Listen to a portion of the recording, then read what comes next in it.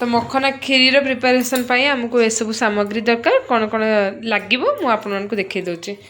First of all तो ये देखिपे यहाँ हूँ मखना जोटा कि पद्म मंची यहाँ हूँ क्षीर जोटा कि मुझे सिझे अलरेडी रखी खाली पुणी फुटे दबार अच्छी एठी किछि काजू आलमंड को मो काटिकी रखी यहाँ काजू आलमंड को मो कतुकस कर नहीं किछि ये किसमिश यहाँ हूँ चीनी यहाँ हूँ घी यहाँ हूँ इलायची दाना यहाँ हूँ कंडेन्स मिल्क बा जोटा को आपण मिल्क मेड बोली कहती। तो ये सब सामग्री रे आमे बनैबा मखना खीरी। चलते कौन केमती बनाऊँ देखा। तो चलते स्टार्ट करिए। फास्ट अफ ऑल ये देखिपे घी को फास्ट मैं 3 चम्मच भाया दे दूँ।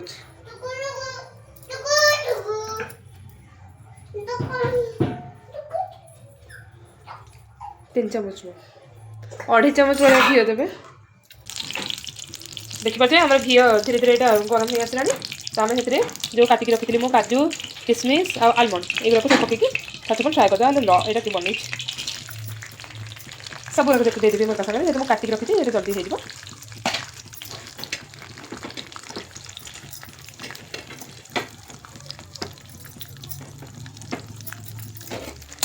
ये किस समय भाजी ना से पर्यटन पूरा ब्राउन कलर ना से पर्यटन भाज देन ये सेम करी ये घी ही मो मखना फ्राए करबी कौन केमती करूँ देखो। फास्ट अफ ऑल ये हो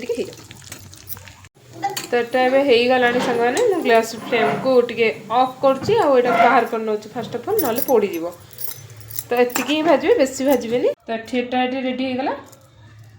देन हमें अगेन गैस को लगेगा और सेम पैन रे हमें ये मखना को पकेबा।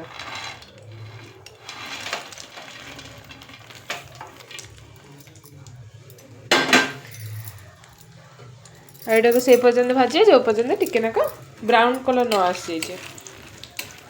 तो ये सागे सागे हो कहीं तेलटा अलरेडी तातिकी अच्छी। तो से अनुसार आप देखिए करेंगे टी घी बलीदे चलो कहीं आम सेम पैन रे आउ थे आमको खीरी बनवार अच्छी। तो से ही आम क्षीर देदेले भी किसी प्रोब्लेम हम ना किंतु कम घी देवे ना टेस्ट आसब ना। हाँ किसी आवश्यक सूचना दे दूँ कि एटा मुझे कर क्रंचीनेस आसो टे मलई फ्लेवर माने ये रे बोली स्ट्रंग फ्लेवरटा रहे। ता छड़ा गुजराती को जो काटि से भी सब पछरे दिहब जो क्षीर फुटिकी युरा सब पड़ी तापर से सब को आड करी गुजराती गुंड और से सब। तो यहाँ आप देखिपे धीरे धीरे ये ब्राउन कलर हाँ आसला। यहाँ को आम ठंडा हवा को छाड़ा देन आम ग्राइंडिंग करवा पुणी यहाँ को प्लेन पूरा ग्राइंडिंग करें टिके टिके खदर रखिए। ये गोटे काजू काजू सेप पलि मखना। तो यहाँ भाजिकी ये है ठंडा है ग्राइंडिंग करेंगे। ओके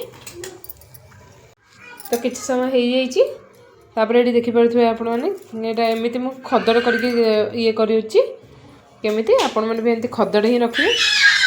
देन मुझे जमी भी कहती क्षीर मु गरम कर बसी देती टिके फुटा भाया टिके अवस्था आसीगले मैंने अलरेडी अच्छी उतरिकी टिके ठंडा हो जाता टिके गरम हो सारा मुझे आड करदेवी। तब ये धीरे धीरे देखिए फुटिया भाया अवस्था आसीगला। एबे आमे ये जो मखना को रखी थे ग्राइंडिंग करके सब को पकेदवा।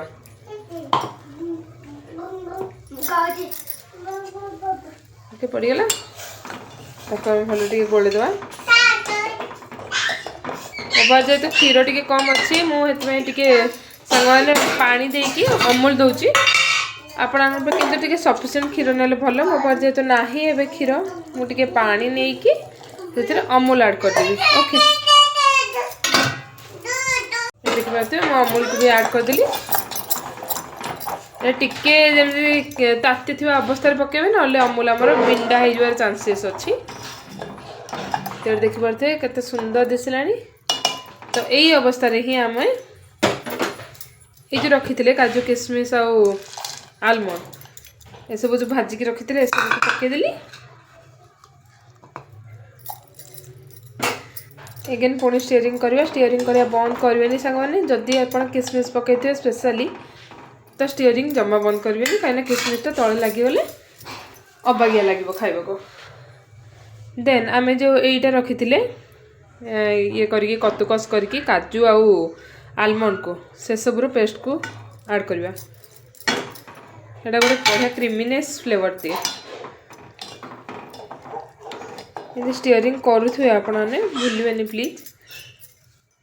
देन मुझे 3टा गुजराती को ये नहीं छेचिकी नहीं आपण पाखे ग्रीन इलायची बड़ अच्छी देन भी आपण 3-4टा नहीं दे पारे ता द्वारा बास्ना बहुत ही बढ़िया आसी था। ये टिके है आसला देन आम ऐड करवा ए चीनी और condense milk which is milk made.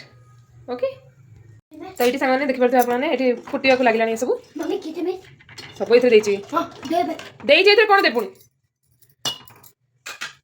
तो एबे आमे चीनी ऐड करबो।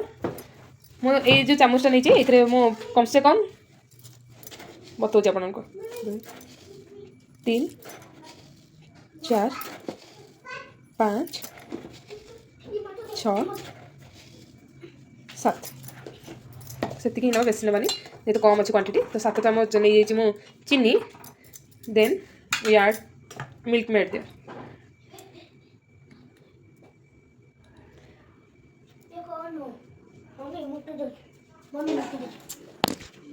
तो मुझे ऐड कर सारी मिल्क मेड को तापर एमती कंटिन्यूअसली स्टीयरिंग करवा लो मीडियम फ्लेम रे मुझे फुटिया को छाड़ी विथ स्टीयरिंग करुचे तो तापर रेडी हम ये आम खीरी आप चाहिए बिल्कुल ऑप्शनल अच्छी किसमिस पकेबे कि नहीं जेहेतु मो पु मानक भल लगे आम को तो से किसमिस पकाए तो ये गोटे फुटिया को छाड़ा टिके मझे मझे घाटा कम से कम 10 मिनिट भाया टी रखा तापर हम बंद करवा। एटा को हाँ बहलिया बेसी करें कि ये बेसी करें